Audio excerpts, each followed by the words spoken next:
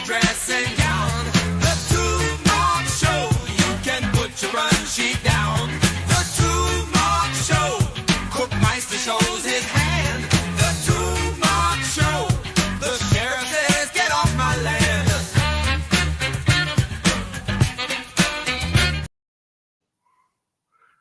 Good afternoon, everyone. It's the Two Marks back in town. Just thought we'd bring you a live just to talk about the protests and a quick shout on the Man U game for an hour. Got some great guests on today. Obviously, the sheriff's here with us. Hi, Mark. Big up, sir. Matty Kay's with us. He was at the protest at the weekend, so he can tell us a lot about that. Big up, Matty. Danny's with us today as well. To give us his, let us know about what he thought. And also, Philly's here as well today. Big up, Philly. Thanks for joining us, mate. Oh, thank you for having me. Big up everybody on the panel and everybody in the chat this afternoon. Nice one, mate. Nice one. So we'll just get into it. We're talking about the protests.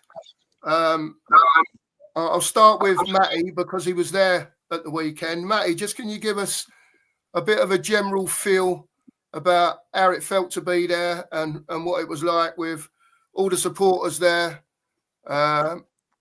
basically trying to get Levy out. Tell us about it, Matty. Yeah, a tiring day. Overall, it was very successful. I was there from 1 o'clock.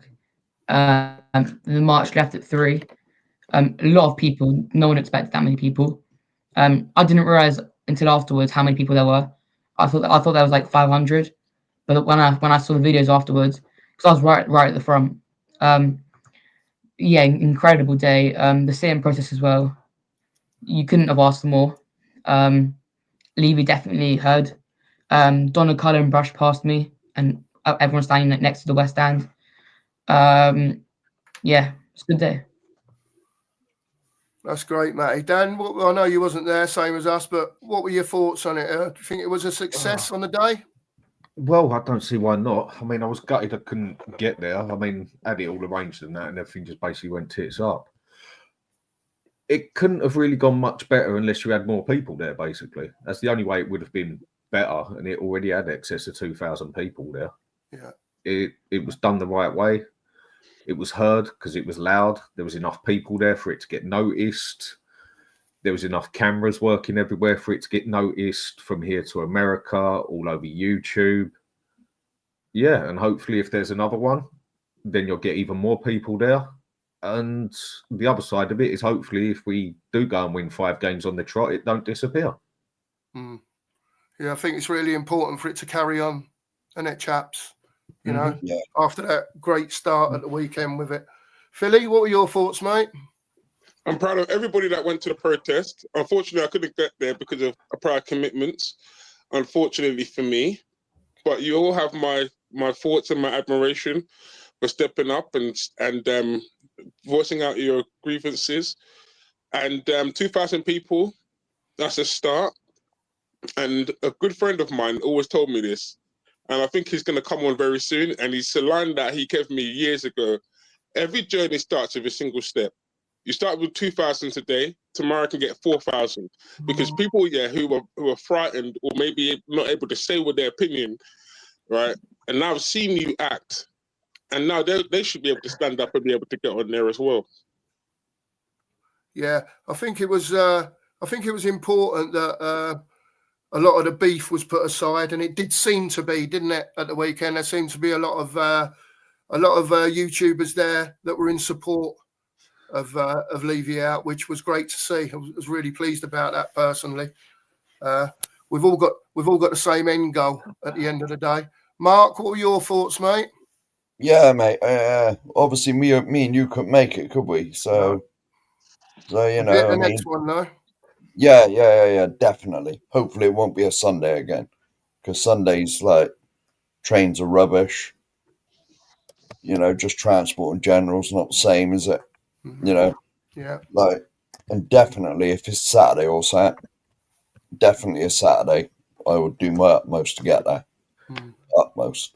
But fair play to everyone that turned up. And it's like Philly said, you got 2,000 this one. hopefully the next one there's 3,000. You know, the way it was done, peaceful. You know, there was no trouble. You know, that's all that you wanted. You know, 'cause you didn't want to go there and there was like riots and, you know, because that just paints everyone badly, doesn't it? Yeah, Matty sorted that out. As the riots were coming in, Matty nicked the old Levy in banner. He squashed that before that even started. Allegedly. So well done, Allegedly. Yeah. Yeah. Great stuff. Brilliant. Let's just go on to talk about the game for a little bit, because the protest, everyone's spoke about it. We're pretty much all saying the same thing. I just wanted you all to have your little say, so it went out on our channel in case anyone hadn't heard it. Thoughts about the game on Saturday? Was anyone surprised at how it turned out? Personally, I thought it was pretty boring. I had us down to lose 2-1 before the game, to be honest with you, but I didn't really know how bad Man U are at the moment. And now I've seen it for myself. So I know we're bad, but they're even worse. But the way I look at it is with them, new manager in, he's only been there 3 months, hasn't got his players yet. We know he's going to want a few in if he can get them in. So I can see what he's trying to do with a style of football, whereas I really struggle with us with that. I don't know, anyone can go, what your thoughts on it are. It was definitely 14th versus 15th. Yeah. Both teams were shockingly bad. Man U, actually, I think, had the better chances. And if they had someone who could put it in the back of the net, they obviously would have. And that game could have gone other places, but it didn't. Yeah. I think the way we won the game could do us more favours than winning the game 4-0, because it was another game we had to go through that we've only ever done, once before. And that was the game before with Brentford, where we've literally got to, how shall I put it, scrape through the game, basically. Yeah. And I feel that can do us more favours than just walking through a game 4-0. But we did not look good on that pitch, and neither did they. And for me, at the end of the day, it was not who was the better team. It was shit versus shitter, basically. Who could be the worst team on the day. But a win's a win at the end of the day. Yeah, and God, we needed it, didn't we? And that's his third win against Man U. Yeah. Yeah, we're controlling Manchester this season. We know that, haven't we, so far? Seem to be. Yeah. One of them's the worst Manchester team I've ever seen. Oh, I missed that. Go on. Sorry, mate. I was just going to say, the signings that Man United have made there in the January window, like Dorgu, you can actually see that he's going to be a decent wide option for them as a wing back for the. So he started to get some of his players here, but he needs to have a proper summer window before we can actually see what Amorim does at Manchester United. Yeah. But the start of it looks good. But for me, Tottenham, Ange's been in charge for 18 months, and you can't see it. If you can't see a difference between the manager's been here 3 months and the manager's been here 18 months, and they're both as bad as each other, that says everything to me. Yeah, yeah, that's a fair comment. It's going to take him a bit of time, Amorim, isn't it? I think he's got to be afforded a bit of time to get the players in that he wants. Whether they can do that for him or not is a different matter, but. There you go, anyway. So, did anyone think that we did anything different at the weekend? Or was it just basically the usual stuff? It was the same tactics, same everything, but I thought we showed a bit more fight. When we were ahead in that second half, we showed a bit more fight to keep that win, just to seal it off. That's what I thought. Yeah. Yeah. No, you see, I disagree with that. I just think that they were that poor, and I don't think we did do that good to fight it off, because they had a few chances they should have put in the back of the net. They actually started totally controlling our midfield when they only had 2 of them there as well. I thought Vicario and Madder's presence were also very helpful. Yeah, not denying that at all, but I just feel we got very lucky on that day that they could not finish. But we did scrimp and scrape through it as well. Mm. Yeah, I get that. It was more down to the side that we had more muscle and fight than them and more energy than them. Mm. It's like I said, I mean, it's personal opinion at the end of the day. To me, it was just shit and shitter, and who was shitter on the day? It was Man U. Yeah, I agree with that. But I thought Danso near the end, if we didn't have Danso, if we had someone like Gray in defence, we wouldn't have won that. Because Danso was like coming up in midfield, showing like he was fierce, I thought. No, he had a respectable game. Yeah, I thought Danzo looks all right, doesn't he? I mean, don't get me wrong, he don't look like super quality, brilliant, fantastic, but he's there to do a job, and he seems to do his job, doesn't he, at the moment? Well, it's only his third or fourth. What is it? His third game? Yeah. Or is that his Yeah, fourth? something like Yeah, that. it's only his third game, same as that Tell, whatever, and that. You can only go by what you see so far. And so far, he's looked like an all right defender. Yeah, Reliable. definitely. Brian, nice to see you, mate. How are you? Welcome, Brian. Welcome, sir. I'm good. Big up to the two Marks, and obviously my little bro Matty, Philly, my brother. I hope you're good, and obviously my superstar man Danny. mate. I haven't seen you for a while, brother. I hope everyone in the chat is good as well. Nice one. Brian, just we have talked about the protest briefly. Is there anything that you want to speak about the weekend? Or I know you've probably been doing this a million times, but just so you can speak on our channel in Yeah, case no. anyone hasn't heard. Listen, I've gone on a few shows. I've spoken about it. Listen, it's an overwhelming success and exceeding expectations. If someone had told me 3 years ago when I was standing outside a trading ground for 16 days straight that 3 years later we'd have 1,000 plus marching down the high road, I would have been like, yeah, I don't think so. I don't see it. But the way it's been handled, the way it's been done, they've nailed it. They've absolutely nailed everything they're doing. Jay and Change for Tottenham, when it comes to the protest march itself, what an incredible success that was. Obviously, you've got a few haters that are wanting to pour cold water over it, and it's like, okay, just whatever you say, whatever you want to think. People have finally got a voice. People have finally got an avenue where it's not just like Philly will know how I met him in the NFL one when there was a handful of us. What did you say to me that then, Handful brother? of us walking up and down the high road, doing what we did. Compared to now, it's only going in the right direction. It's getting stronger and stronger. As you mentioned, Mark, to see the unity of people there, whether it be YouTubers, Twitter accounts, or like-minded Spurs fans. The way it was conducted was fantastic. They're going to get bigger. They're going to get stronger. I know Change for Spurs are doing a space on Twitter this evening that they're doing quite regularly now to have an open forum and discuss the next things and the next steps. Before people start getting their hopes up, I would say, we're managing expectations. The next home game is Manchester City. Now, I don't know what they've got planned. I don't know if people have got to realise on weekday evening matches, it is very, very, very, very, very hard to coordinate stuff. We've tried. We did it once. People are at work. People have got to finish work. People have got to get home, pick up their kids or go, whatever they're doing. It's very, very hard to mobilise something outside the stadium on a weekday night. So people have got to realise if there's not one, and I don't know if there is or there isn't, it's not the fact that, they're not doing it every game. It's just practically impossible. And if they lose the numbers again, obviously it looks stupid. Yeah. So whatever they're going to announce tonight, whatever they're going to do, Change for Spurs have got a huge amount of support behind them, a massive amount of support behind them. I will stand proudly with them. I will do whatever is required from them. As will other channels, as with other people. We're all in this together, and it's got to be done right. Not just every single match, every single time, every single moment, because it's all about the numbers, and the numbers make people see and make people talk. But everything that they have done, and the fans did, and YouTubers did, and Twitter accounts did, international fans did, everyone had a voice on Sunday, and we showed it. And we showed it. Yeah. So it's a massive, massive start. Yeah, I mean, personally.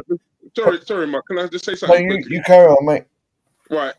No, I'm going to say something that you said to me when we met up in person, Yep. Mr. Brian Daigle. Every journey starts with a single step. And on Sunday, that's exactly what happened. So, Yep. so I'm giving it back to you. That's your line, my friend. Well, it's not. I'll tell you the truth. That line actually came from Cody Mack. Cody said it to me. Let's play broken telephone here. It went down the line. It was the great Cody Mack that actually said that. Oh, Ryan, I'm doing it every single match, mate. Every single match. I'm going to tweak it a little bit here and there, but on that specific tweet that Spurs kick out, and obviously you know why I said I was it. It's the perfect tweet to go for the international fan base. So keep an eye out every single match day. When that tweet comes out, there will be my tweet. The main part of it will always stay, but I will tweak it to accordingly to the game. So it took off, and there was a lot of people that copied and pasted it, which got the more attention from the international fan base. So it was good. It was good. It was great to see. Just everything went well. Maybe not so much inside the game or the sit-in because of shenanigans Spurs were playing, and obviously people wanted to get home or whatever. Maybe that needs to be worked on. Maybe that's what Change for Tottenham will speak about tonight. But they've got the people, and with that big amount of numbers that came Sunday, there'll be more people that thought, you know what, that were on the fence whether to go, not whether they'll leave you out or not to sit. Now you'll get a lot more people going. Yeah. That will be a snowball effect. Yeah, It's like I personally agree with you, but like it's like you said, if they have one against Man City, for a start of the midweek game, who can get there and get home? Like, especially if you live like where me, you know, where I do or where Matt does, you know, we're never getting home on the trains or whatever, you know. So I'd like it. They could have a sit-in. They could have a sit-in. Well, yeah, but I prefer it if they did it on a Saturday. Yeah, know? they can't do it when the game finishes at 10 p.m. And people like yourself with parents that have got to get kids to school the next day, or people get to work or whatever. Midweek games is probably easier. The most easiest thing is to be more vocal during the game, than anything else. That's on a midweek game because it's a late kickoff, and you got to play it right. You got to remember, as much as people like me when I'm home that live locally and getting home is quite easy, you've got to play the numbers, and when the numbers can be on your side, and a sit-in after a midweek game just ain't going to happen. It won't work. Yeah. It won't work. People have still got a life, basically. And Correct. That's the way you got to look on it, basically. The other thing is as well, I mean, how long I've been saying this to people, and you agreed with me before when I said it. How powerful is social media? Correct. I keep saying it's one of the most powerful things on this planet. And a lot of people, I don't think, realize how powerful social media is. For good things and bad things. But this one was definitely a good thing. Yep. So as far as the protest is concerned, then basically we just need to keep posting stuff, keep reminding people of what's going on, and hopefully, fingers crossed, that the next one will be a bit bigger, and so on until people start taking notice. That's what it's all about at the end of the day, isn't it? Well, it got all over the news. It got mentioned in America because I watch all my football through Peacock. No way I'm paying Skylight £40 a month for their crap. Yeah. And it got spoke about on there. It got spoke about on the radios. It got spoken about on Sky. It got spoken about on BBC. It got mentioned. It got heard. Other clubs noticed that we did it. Yeah. The reaction of a lot of other clubs was like, about time you pulled your finger out your arse, some of you fans, and got your act together. Was like the reaction of a lot of Chelsea, Man U, all that sort of lot that made comments on it that I found on a lot of shows and stuff like that. It got noticed, and that's what it had to do. Yeah. Correct. Yeah. I agree, Danny. Sorry about this. I agree, Danny. Yeah, better late than never. That's what I always say to people. Better late than never, and that's exactly what the people should have done years ago, in my eyes. The year that he decided to go through a self-imposed transfer ban was a year that the people should have protested. Now, at least they're doing it now, and at least everyone's coming together now and putting apart all the differences to as the saying goes, that the enemy of my enemy is my friend. Put all your differences aside, come together, make a unity, right? So we can demand the best Tottenham Hotspur, because we're paying outlandish fees here to watch this team play, and we're not getting value for money from it. And that's the most hurtful thing that I can say, is that we're not getting any value for money. When you're seeing the likes of Werner coming into the club, that's not kicking the club on. You've got to see though what happened, what has actually happened here though, yeah. You've got to add all this up together. Yeah, we went year and a half without buying any players. Yeah, people complained about it, but in general, people weren't so bothered. Why not? Because we was doing good in the league, because we were still doing good in the cups, because we was getting in Champions League finals, wallpaper over the crack on the wall. Maybe Ange has just been a bit of a blessing in disguise. Yeah, definitely. We spoke about the Man. Does anyone else want to add anything about the United game? That, because I know we spoke about it briefly. The protest showed that we did have voices, because I think it was Ryan Isaacs was saying it, because like people think we don't have voices, but we do when we come together and we unite. Yeah, absolutely. The game itself, though, that was shocking. That was some poor football on both sides, and it did look like 14th playing 15th. Yeah. I mean, both teams, nothing to win, nothing to lose at the end of the day, because neither of us are going down, but either of us are going to be lucky if we finish in the top 10. Yeah, I will say something that Matty said. I'm liking the look of Danso. I really am. I think that could be quite an astute signing, and credit for that. I mean, obviously, we could have had him earlier, and it was a typical Daniel Levy 5 million save that took it so long. But I'm liking the look of him, and look, it's all well and good. Like we're all saying, it was 14th versus 15th. We were lucky that we did have some players come back, and they played all right for coming back. And everyone's like, "Oh, I told you, look, wait till the players come back." Well, if we go and balls it up at Ipswich with all the players or the players back, it's like, well, what are you talking about? This is the thing. One win against United, and I think Philly said it. This is without doubt. I'm 45 years old. That is the worst Manchester United team I have ever seen. And don't get it twisted. They had some opportunities, or they were clear and could have made the wrong choice in pass. It's great to see Vicario back. But we'll see. It's a starting block.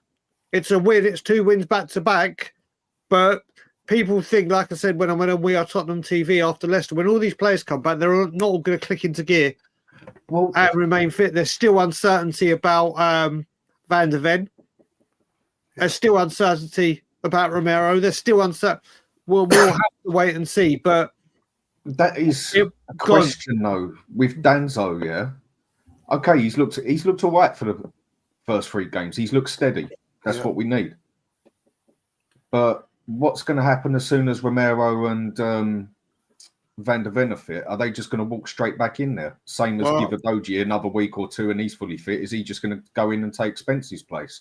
This is where we haven't, or a lot of people, I'll speak for myself here, this is where I just don't have enough for the manager to believe that he's actually going to do for what's working best at the moment.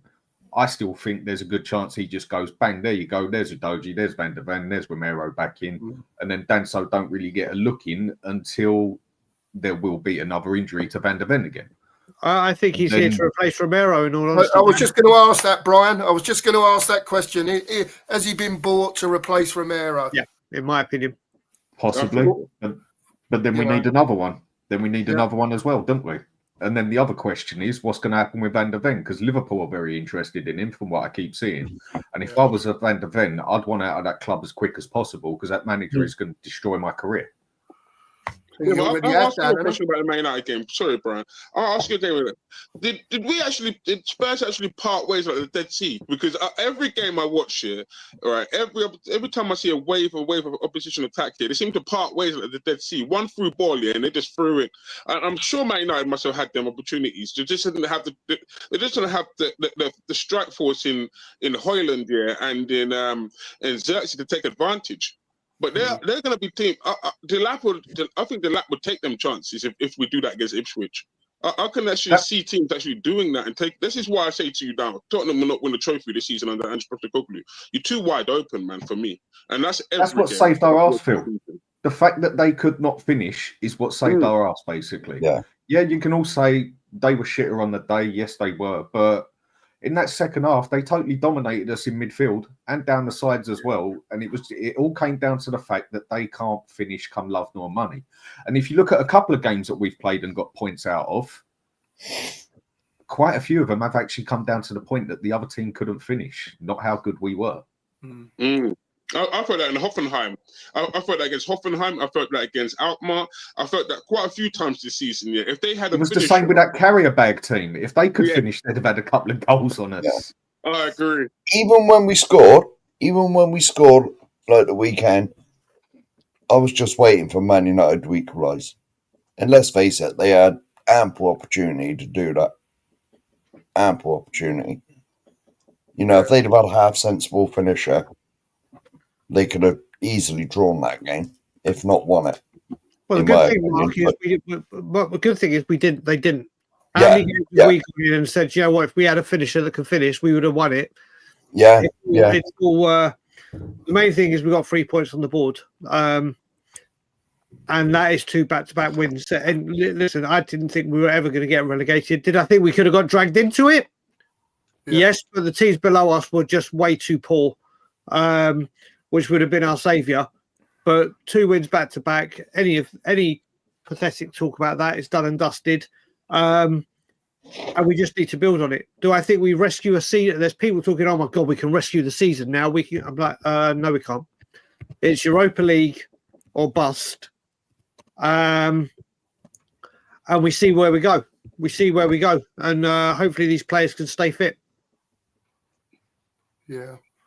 Do you all think Ange's here till the end of the season now? Or if we get knocked out of Europa, will he be gone then? He'll be to the end of the season. And into next season, Matty? Yeah. Wow. I still think he's going to be gone soon enough if they've got a plan, basically. And because Levy ain't going to want to sit there and have all the fans turn on him with everything that's going on at the moment. There's still a significant amount of fans that also back him as well and love Ange for whatever reason they do. I reckon there's already a plan on the books, basically. And if they're waiting until next season, then they'll last. But if they can do something about it, it'll be done sooner. I still thought it'd be gone by the end of February. But looks like that one might be wrong because he might get a couple of wins on him and that. But I don't know. He could last the end of the season. I still think he could quite easily be sacked if he goes and loses 3 games on the trot, basically. But I think a lot of this is going to come down to the Europa now. How he does in that, because that's his only chance now. The league's already done and dusted. That's finished. The 2 cups, they're gone. The Europa is the only chance that we actually have of even getting into Europe. Yeah. And wouldn't that be madness? We finish about 16, between 12 and 16th, go and win the Europa and get in the Champions League. Does anyone think we can win the Europa with this manager? Because I don't. No. We've got no chance. We're so open. As soon as we play someone half sensible, we're done for. Lazio would tear us a new one. Yeah, Lazio, Galatasaray. What do Tottenham hate most? Tottenham hate a team that sits back and defends and gets you on a counter-attack. That is what Tottenham don't like. That is what Ange don't like. We like a team to come at us, basically. Like Man U were trying to do. They weren't sitting back. Even though I feel we play much better on a counter-direct football. Lazio, they play a 4-2-3-1, but they play with 2 defensive midfielders, basically putting in a square at the back, so they've almost got 4 in the central. They will just sit back, take what we've got, take their time, and then bang on a direct counter. They will. That is who we hate playing against. Big up, a team Daddy. that plays an Italian style of football. Big up, Daddy. I love you to pieces because this is where I'm going to take over from you, my friend. I love watching Lazio play. I sat and watched the Monza game and I watched them just encourage Monza to keep coming forward. And every time Monza came forward, there was just one ball sliding through and you could just watch Zakaragi run past the goalkeeper. He should have scored there, Zakaragi, for me. I was very annoyed with him that day. But they had chance after chance after chance, Lazio. And when they took the foot off the pedal, they slapped Monza 5-1, and I said, "Wow, do not do." And if the Spurs like to come forward, and they like to have possession ball, what I call possession for possession's sake, right? Because you're not doing anything with it. But fundamentally, yeah, you come forward, they'll just hit you with that ball through the middle, and then you've got Isaacson running at you. That's not, and the space that the fullbacks leave behind as well. Isaacson's gonna have a field day there. Even against Real Sociedad, when you got Kubo and you got Oyarzabal on the other side, they're gonna hurt you because because that first go forward, they're gonna leave space in behind for them wingers to have a field day with. Lazio are one of those teams. They're nothing special. They've got one or two good players, and they are very, if you put it by paper, bang average team at best.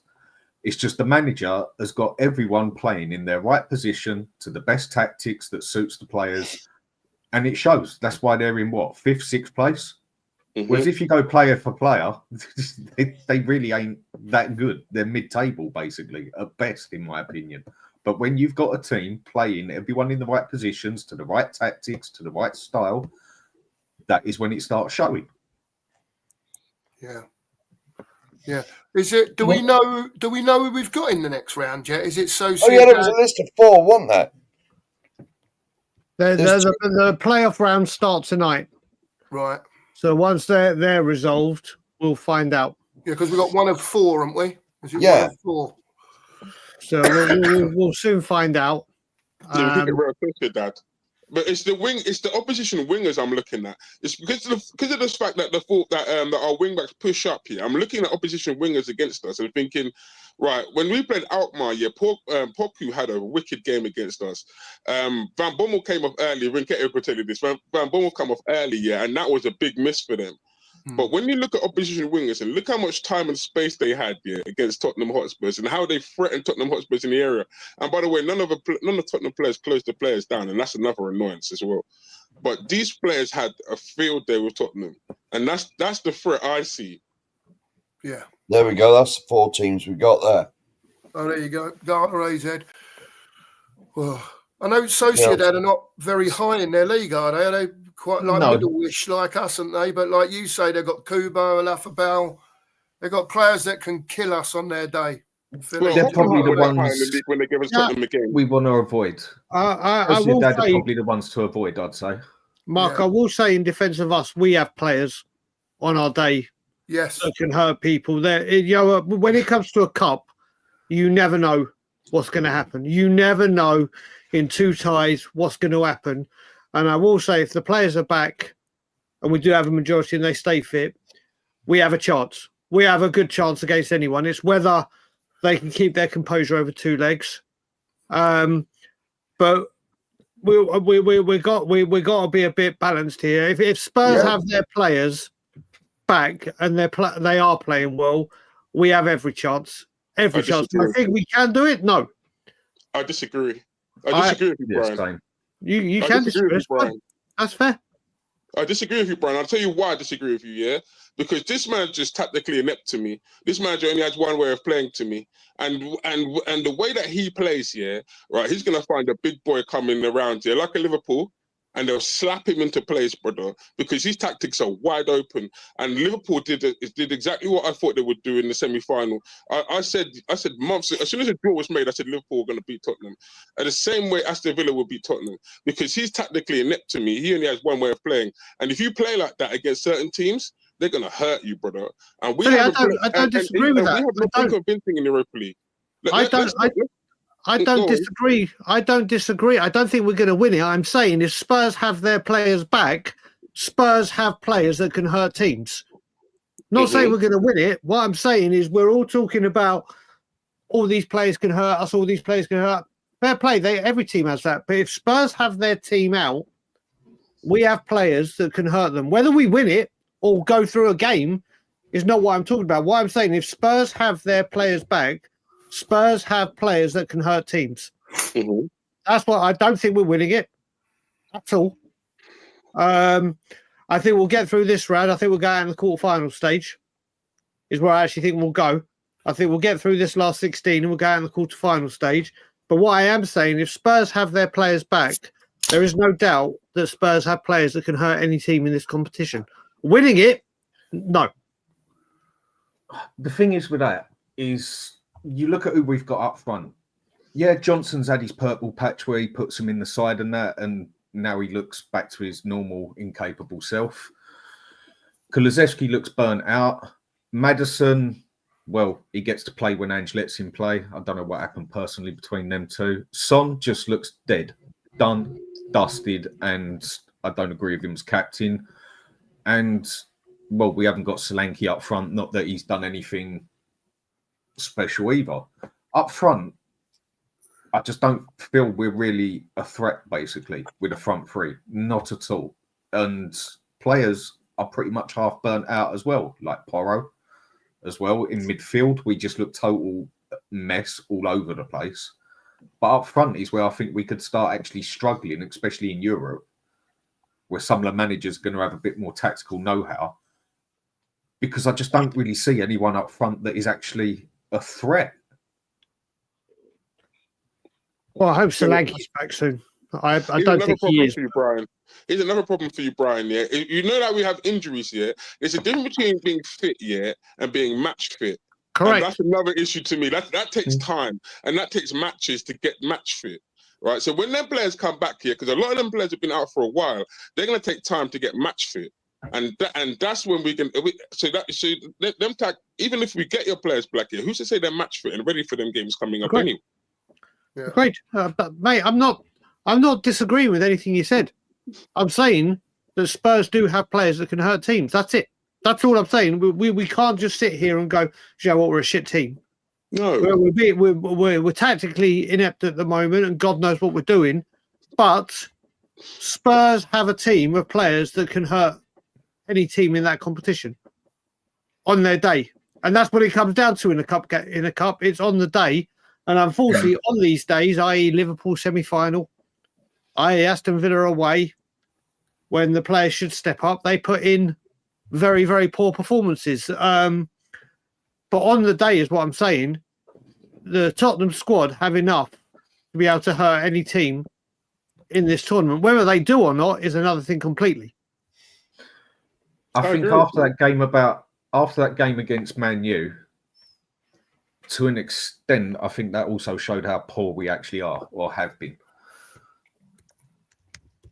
Because it was just that bad. And it shows you how, as all someone's got to be, is a half-decent team out there. Because it doesn't even take a good winger to have a good game against Spurs, because he's got all the time in the world anyway, because the wing-backs are 9 times out of 10 inverted. So you can have a bang-average winger there, and Spurs make him look like a quality winger. If they've got someone who can just at least tap the ball in the back of the bloody net, like a significant amount of teams haven't had, we could be in serious trouble. But then I agree with what you're saying, Brian. I mean, England should never have made that cup final in a million years, but you can get to a cup final with luck. Yeah. Yeah, but then sooner or later, you are going to have to play a team where you're going to have some skill, unless you're very lucky, and we're usually not. That's where I come in, Dan, because I love how you use England here. Because the problem with England is they had the easiest side of the draw in the Euros here, but as soon as they come against Spain, they knew what time it was, because Spain had them for breakfast, man, and Spain could have won that a lot worse than what, because they it's like that was man versus boys, Spain versus England, man. And that was always coming. And this is for me why I say to you, Tottenham will not win a trophy under Ange Postecoglou. Because to me, I'm looking at the games, I look at how Tottenham play, and Tottenham crack. I'm sorry, they do. I've seen them crack against Brighton. I've seen them crack against Chelsea. And it was only a matter of time before they cracked against Liverpool as well. And that's how I felt, because they can't handle the pressure moments. Tottenham will not win a trophy under Daniel Levy. Yeah, forget I agree with Ange. that too. You can remove Ange and put next manager, and then insert next manager, and then insert next manager. That doesn't matter. That doesn't matter unless wholesale changes are made. And obviously we've all seen the season of bullshit has begun already with takeover talks and player transfers, and we're going to spend 80 on this and 75 on that. If anyone is falling for the annual season ticket renewal is about to come out, as well as season ticket price hikes and Levy's bonus announced this summer, if people start believing, thankfully, this summer or this window with the Guehi deal and then all this, people are seeing through the nonsense now. People are like, oh, here we go again. It's bullshit. So hopefully, more fans, excuse me, will see it for what it is. But you could say, Ange, we won't win a trophy under Ange. We won't win a trophy under any manager under this ownership, because we've seen with the variations of managers. And the great thing Levy can hold as a trophy is he'll be able to get a hat-trick ball once Ange goes, of managers that have won everything everywhere they've gone, and then they come to Tottenham and win 0. So he'll have his hat-trick of there you go. We have to get like every player that leaves Spurs. Yeah, and all the players that have played for him and managers and everything can all sign the ball, because he'll be the third manager. It does not matter. It does not matter who's in charge. We've seen it. Whether you want to talk about Yol, whoever it is, they won't be backed correctly. They won't have the players they need. They won't be given time, and we'll be right back here. So it all roads lead back to one place. Eric Dyer is going to win a league, for God's sake. Yep. Eric Isn't Dyer. that amazing though? Isn't that amazing though? That as soon as you have one protest on a Saturday, and then the week after, like all the links start and all the, it's very convenient. Exactly. That's not even amazing. That's just probably one of the most. No, it's convenient. Where Spurs supporters have been known to be some of the thickest ones on the spot, where they fall for that sort of stuff on a regular basis. He's just trying his first trick, basically. And you can see it's already worked with some people, because there's some people out there going on about, no, look, you lot are going to shut up by the start of next season when our transfer window's over and we've sorted this and sorted that out. Yeah. But for most of us, it's like been there, done that, heard it many a time. And I can guarantee you, when Ange gets sacked, which will be whenever, he'll pull a rabbit out of the hat and get a Pochettino or someone like that back, just to try and shut the fans up. Pochettino isn't coming back. No. But that's what I'm saying. He'll do something to try and shut everyone up. That's what he always does. Oh, yeah, but Mark, I'll tell you now, at the start of the window, he'll sign a big player straight away at the beginning, nice and early. Everyone will go, oh, look at the difference. Here we go, Spurs big business. And then we'll sign a bunch of kids or prolong talks, and then we'll end up with one decent player like we did this window or the summer. Even this window, we needed to sign experienced players, and we brought in a 19-year-old. Yeah. I think there's one trick that he could have up his sleeve that would probably work and would probably slow a lot of things right down for a lot of people. Obviously, a lot of people it wouldn't, but I think the one trick he has got that he could pull off, not impossible, is if he went and got Poch back. If he went and done that, I think you'd be surprised how many people that would shut up. Thankfully, or not thankfully, but I doubt it'll happen. I'm not saying it will, but I feel that is how far he would have to go, basically. He would have to try and get Poch back to silence a few people. Big up, Alex. Right. big up, Right, Mr. big up. Sorry, Brian. Sorry, Danny, man. Let me cut this one, yeah? Right, Poch is not coming back right now. Right, America, about to have a World Cup in their own country. And he has just been hired, as the manager of the men's United States football team. Right, he is going to be their manager in that World Cup. Right, he's got a tournament this season, a Club World Cup over there this summer, to flag it before the main tournament next year. I cannot see Poch coming back before the World Cup. Maybe afterwards, but even then, I don't want Poch back to this club. I don't want Poch anywhere near this club, And I've heard Brian Daigle for years saying this, and I actually agree with him now. I don't want Poch back. While Daniel Levy is in charge, because all I can see is him being set up to take the fall again. And that's it. And I don't want to see. I make you totally right, but I bet you there's more people that want Poch back than don't. That's revisionism again, isn't it? No, You know what it is, Dan? Dan, we don't let people go. That's just it. We don't move on. Listen, Poch gave us some of the best memories of our life. Best memories, but remember, we didn't win anything. He wasn't backed. It all went tits up. Listen, whether he went to Chelsea or not, I didn't sing his name up during Conte when he left. I refused singing his name because, like Philly said, I don't want him anywhere near this club with Daniel Levy in charge. Refused to sing his name. Spurs did not make the call. If Spurs had made the call at the same time as Chelsea, he was only going to one place and one place only. Wouldn't have even been about money. He would have chose Tottenham Hotspur. Spurs didn't come in. Levy didn't listen to the fans. Levy would have to apologise for going wrong. Levy would then have to Levy would have to do so much, then say, right, we're going to back you, which, again, they wouldn't. He would say, you got these players, make them better.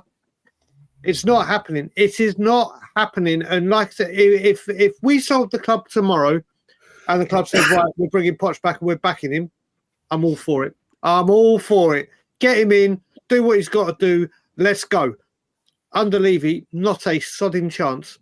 I said, when Postecoglou goes, as much as I want Thomas Frank and people can say, yeah, he's shit, or I love Thomas Frank, but as much as I'd want him, I don't want him to come here because we're ruining him. We'll just be. I don't want any manager to take the job because we know what's going to happen. We know what's going to happen. I'm sick and tired of just going round and round with managers. And there's, oh yeah, this manager will be different. Levy's going to be different. You watch how we attack things differently. Yeah. 18 months later, got to get rid of this guy. Got to get him out. Got to go. Let's get another one in. It doesn't matter. It doesn't matter who comes in. Hopefully, the end is near for this ownership. The end is near. I hope so as well. But I still think, let's just put a situation on here, yeah? As in, right, protests start getting bigger and bigger. And I still think, personally, like I said, the one trick he could do that would shut a lot of fans off and get them to back up is bring Poch back. He goes, gets some contact with Poch. We all know Poch's heart is still here. He's even blatantly said it the other day. And he goes and says, look, I screwed up big time. There's going to be 150 million in the bank there and then for you to do as you wish. And I will pay you 9 million, 10 million a season, which is still significantly less than what he paid Conte. What is Poch going to do? Is he going to sit back and stick with America, who are just going to do nothing anyway? The only thing they're going to get to do is show their face because it is in bloody America. Or will his heart and his head take over where he wants to go to Spurs, finish a job that he started sort of thing, thinks he can do it. And plus, there's the mercenary side, which is in basically 9 out of 10 players, managers, where there's going to be significant more money in it for him and everything. Don't count it as impossible is what I'm saying. Because that would be, I feel, the depth that he would have to go to silence things a bit. Because Levy ain't used to this sort of pressure now. All right, he's had the stadiums shouting Levy out and that before, but he hasn't had 2,000 people outside the stadium doing it. How far will someone go to silence a few people? Yeah, but it's an ego, Dan. His ego is as big as the stadium. And for him to go to Pochettino, yeah, he would have to admit that he was wrong. And he has never done that in his time at Tottenham Hotspurs because the club itself the hierarchy believe everything they do in the club is right. Anyone who's ever stepped up against them, yeah, and told them no, yeah, like Mitchell said, right, my team turned into a nightmare because he said no. Anyone who's got a backbone and told them no is quickly removed. Yeah. Right. So Daniel Levy would have to swallow his pride, yeah, and admit he was wrong. And I've never seen that, and I don't think he has that in him. But you haven't seen him have to do. You haven't seen him have to do that yet. Now you've got to think of it from the businessman's side. If he knows that that is what he needs to do to keep his business working properly, he will do what he needs to do. But he's never had to do it. I guarantee he will have some trick up his sleeve. Yeah, whether he has it up his sleeve or not, Mark, it is not the question anymore. People aren't believing it. Yeah. It doesn't matter what trick he tries to do. This time last year, people used to believe all the transfer rumours and the hypes, and at least we tried and this and that. I obviously, with my time difference, I woke up to Mark Wehi, and obviously it was old news for you guys, but I was like, oh, here we go. That is the biggest, at least we tried.com I've ever seen in recent time. I clicked on the tweet to see the comments. 95% were like, not falling for it this time. Blah, blah, blah. and all of the other things where they're like, we can see the bullshit. We can see it. You've got to remember, this has gone past now. This has gone past results on the pitch. People will keep saying that, oh, if we get 5 wins together, things will die. No, they won't. No, they won't. It's 24 years. Forget your 5 results. People are seeing through that. People are seeing the wood for the trees, as people say. It's not just solely focused about results on the pitch now. When I say myself and others that have protested for years, it's never just been about results on the pitch. It's been the contempt, the way he treats the fans, both season ticket holders, members, juniors, seniors, non-match day going fans, non-London fans, international fans. It's the eradication of our history and our identity. It's not about the results anymore.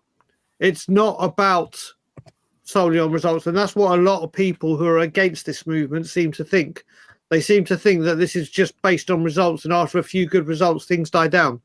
No, they don't. Change for Tottenham have come out. Jay's come out.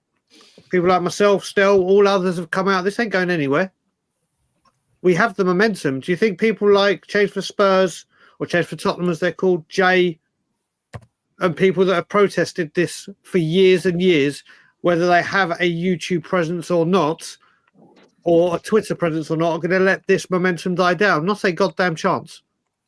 Not a goddamn chance. You got to remember, come April, season ticket renewal prices, and Levy's bonus comes out, and that's going to ignite flat. It's gone way past football. But this is where we see how strong-minded people are, Brian. Yeah. I mean, you're right on what you're saying, but that's thinking from your head. That's thinking from me. That's thinking from you, Marks, Phil, whatever, and quite a few others. Only time will show how mentally strong and how much other people want stuff in particular as well. That's why we need these protests to go to at least 3 or 4 of them to be of the same scale as such. To really, really know that people mean business. I mean, why actually was everyone there on the day? Is it all for the same thing of Levy out?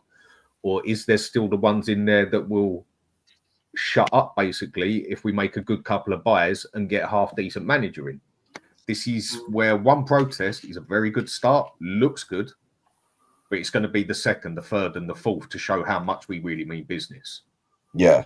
And with the way I've seen Tottenham fans be over God knows how many years now, sadly, we're a very easy bunch to shut up, or have been. I just hope this one is what you said and finally been the crunch that's pushed it over the edge. Yep. Yeah, I agree with you, Dan. I agree with you. Saturday was brilliant, obviously, but it's got to be followed up. The next one has got to be as big, and the one after that, and the one after that. If anything, they've got to grow in size. Yeah, well, You know what I mean? I'll publicly declare now as well, when I'm back in April, if anyone wants to join me, I will be making Levy's Life a Living Hell at the training ground for 1 week. The second week of my stay, I will be making my presence felt. When I'm back for 2.5 weeks, when I'm back in the country, I always do I always put my money where my mouth is. I do as I say, and I say as I do. So I will be, when I know definite dates I'm going, be saying, right, if you want to come to I don't care if I'm by myself. I don't care. But I will be paying a visit to the training ground on multiple days. And it's going nowhere. It's going nowhere. I've already had people that I heard on the Change for Spurs Twitter Spaces that said they lived near the training ground and they want to do stuff. And I reached out to them personally, said, right, when I'm back in April, I'm there. And they're like, just let me know when you're there. I'm there. Done. So I will be adding my support. And I will be at that training ground. And thankfully, it'll be warmer weather than January and I won't be freezing out. But I plan to do all I can when I'm there. But yeah, the protests aren't going anywhere. They aren't going anywhere. Yeah, good. Can I ask you something? I hope so. Can I ask you something? Yeah, right. This when I look at Spurs here, I see a whole heap of nursery rhymes here, and I see a whole heap of Disney stuff in Tottenham Hotspurs. And I'm going to say this to you, yeah, right. When they listen to Tottenham's PR and everything else, it sounds like a little boy cried wolf to me. Every year it's the same rubbish that you keep coming out with. But so eventually, yeah, people should turn around and say, you know what? It sounds like wolf Rubat. It don't sound right. Every year that you come out and you pipe something up, but it never comes true. So you must be lying at some aspect of it. Another one I always find there is the Emperor's New Clothes. Every year they dress it up as to be something good, yeah. But as the season progresses, yeah, you start to see you're actually naked, Rubat. There ain't nothing there, but trust me. Right, and the other one I see is I see the Three Little Pigs as well. There's a lot of huff and puff Rubat, but there ain't nothing good up in there, you know. Real talk. And the other one I also see, yeah, is the Rumpelstiltskin. My man, he gives the manager a straw, yeah. He says, go and turn that player into gold, Rubat. It don't work, Rubat. You can give the man as much straw as you want, yeah. It ain't gonna turn the player into gold, Rubat. It's not gonna happen to you. So that's why I say Tottenham sounds like a holy but nursery rhyme to the fairy tales to me, Rubat. Like a Disney show gone wrong, guy. That's what it sounds like to me, anyway. Yeah, we definitely need him out. We need him out, and we need someone who can actually coach these players on the pitch. I know that because I don't know about you lot, but I'm sick and tired of seeing the same crap every week in, week out, knowing that it's not working. You know what I mean? We beat the odd team, obviously. There'll be certain teams we get past. But when I see that donut in the middle of midfield, chaps, when they're on the transition with us, it breaks my heart because I know what's coming. A shot against our goal, you know, and it's like we just concede so many chances. But anyway, let's just move on to the Ipswich game because we said we'd go for an hour. We're nearly there. No, people are busy. Thoughts about Ipswich on Saturday? We're going to do a little show Saturday evening just to talk about it. I don't know if we've got anyone else coming back. What are your thoughts about the weekend, chaps? And we'll wrap up. Go on, Matty. You haven't spoke for ages, brother. Yeah. Yeah, I was going to say, though, come on, I've mate. been keeping an Go eye. on, Matty. Matty, Go on, off you go, brother. I don't really care about the league anymore. I don't think we'll win. I think we're going to go there and get absolutely embarrassed. But I hope for us to win. But I think we need to focus on Europe now. That's it for me. Fair comment, mate. Dan, what are your thoughts? Any thoughts at the weekend? I basically agree with what Matt said. I really couldn't give a toss about the season anymore. It's already done and dusted. 5 months ago, basically. Yeah. It's already done and dusted. But then are people just going to keep quiet and not care if we go losing to Ipswich 3-0 as long as we're focusing on the Europa? No, they're not. Yeah. We're still going to sit here and say that was a terrible game. Get Ange out. We shouldn't be losing to Ipswich. So We'll be the double, mate. We'll be the double over us. Yeah.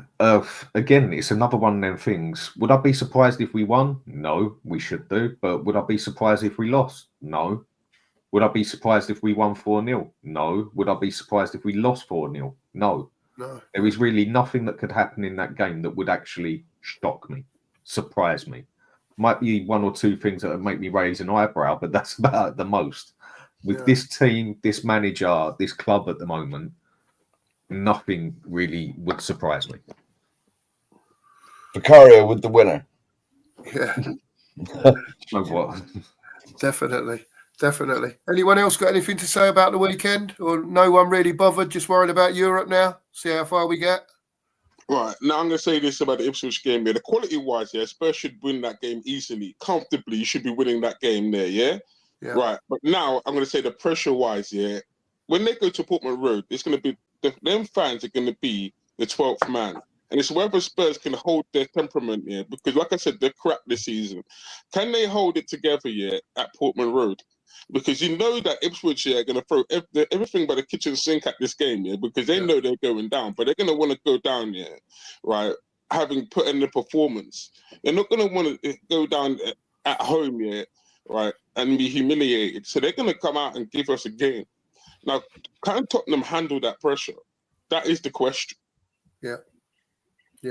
And Ipswich are playing to survive. Yeah. No, when it comes to it, it's games like this where, like they all have said, Europa League is the most important. We talk about managing the minutes of the returning players. Well, Kulusevski needs a rest. Yeah, definitely. Players are back. Pedro Porro needs a rest. Udogie's back. You could put Spencer right back and rest him. People keep going. All these people saying that, oh, he hasn't got anyone to rotate. Well, he has had people to rotate. He's chosen not to. Well, now these players are coming back, and you want them fit and ready for Europe. Give those players that need the minutes, and give the players that need a rest. Yeah. And be ready for Europe. I said from the beginning of the season I couldn't give a monkeys about what the league. Well, it was all about the Europa League or trying to bring a domestic cup home. We're down to 1 this season. No matter where we finish in the league now, it's a write-off.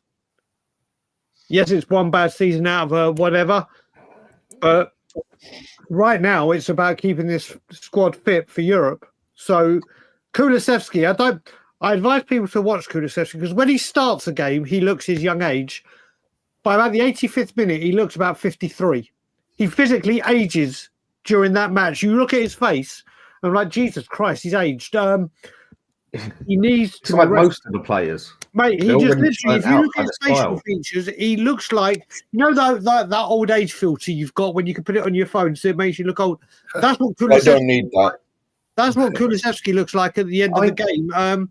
Rest the players that needed resting. You've been saying that these players have had to play non-stop for 2-3 months. Well, now they don't. And it is down to him that it's been like that. I mean, so make the changes. If we lose, he makes the changes, right? But he's made the changes and kept those players fit. If you don't make the changes and we lose, you go, oh, yeah, but the player... Well, you could have rested these tired players so you had more energetic players on the pitch. You can't have it both ways. It was, I couldn't rotate because I didn't have the players when you had certain players in certain positions that could play and you only played them because of injury. But now you have got players back that need to get match fitness. Well, give them the minutes to get match fitness, and the players that need to be rested, rest them. And if you do that and we lose, fair play. All right, we lost. But the bigger picture is you've given those players that needed the minutes, and the people that needed rest. So that's how I see it. The result, all I will say when it comes to the result is, I would have said it a million times. I know Dan said it a million times. I've got to say, when the going gets tough, the weak go running. And every time we play a team that want to fight and battle, we go missing. And that's been before the injuries. And Ipswich will go there and fight. Ipswich will be a raucous and hostile ground to go to. They're playing for their lives. Exactly. All Spurs have the bottle, the battle, and the commitment and the desire to match them. Because if we don't, we're in trouble. We may have the quality, but if we don't have the fight, forget it. About the only time I saw Ipswich was the first game of the season. They were the first live game on against Liverpool, and they gave Liverpool a hell of a game. All right, it was the first game. They were all up for it, blah, blah, blah, blah, blah. But they're going to be just as hard to beat now because they're battling for their lives. You know, they're not guaranteed to go. The only team that's really guaranteed to go down, I'd say, is Southampton. The other thing is, Mark, I think a lot of people seem to forget we were losing these games with our first 11. Correct. Yeah. And I think a lot of people seem to forget that. Oh, no, we're getting our team back and everything else. Yeah, this team was losing these games when it had like one player missing or it's full 11 there. I think a lot of people have forgotten that, like sort of put that bit of the season under the blanket, basically. No, it's the injuries why we're doing so crap and everything. When they come back, it'll all be sort of, well, no, we got banged up by Ipswich, Leicester, Newcastle, with a full team. several other teams with a player or two missing. Yeah. Or even the full squad as such. So, again, time will tell. And Ipswich have something to play for. We don't. Maybe some would say we've got pride to play for. Yeah, no, the pride is already burnt and done. Yeah. Like I said, I think we'd be lucky if we finished 10th is about the best we could do. Yeah. Ipswich has still got their lives to play for, basically. They can scrape their way out of this. So I agree with Brian. He should just be sitting there thinking, just focus on the Europa because it is the only chance we do have of anything. Not that I do think we will do it, but it is the only... For me, it's the only sensible thing to do, really. Yeah. It's all that's Yeah, left, Dan, isn't it? definitely. Exactly. It's all that's left. It's all that's left. Correct. Listen, chaps, it's been a fantastic show. Thanks for everyone coming on. And by the way, Brian, we're going to do our usual bit, but you'll be doing your little bit right after us, all right? No. He goes first, brother. Oh, he goes first then. Go on. Try I and go save him first? for the end. Okay. Well, It's your show. unless you want to do our bit first, Matt, because Oh, Well, just said- anyway, Matty K, thanks for coming on. We really appreciate it. Hopefully, we'll have you back on again soon. Dan, thanks for coming on again. Really No problem. appreciate Thanks it. for having us on. Philly, we love having you on, mate. You're welcome anytime. Brian, and all of you are. Always You're a all pleasure. welcome anytime. Been a great show for an hour. We're back on Saturday night after the game. We'll have a rundown with that. We'll see who we can get on to be with us. All I've got to say is it's a good night from me. and it's a good night from him. Hey, I'll you take weren't it away, Brian. You weren't know which way to point your fingers. I still haven't worked Yeah, out. yeah. I'll be honest, Brian. We were practicing. There We've you been go. practicing Levy. in the Out. Leave you out. leave you out. Right. Good night, everyone. Night, everyone. Thanks, Right, everyone. hang Leave on, you out. hang on.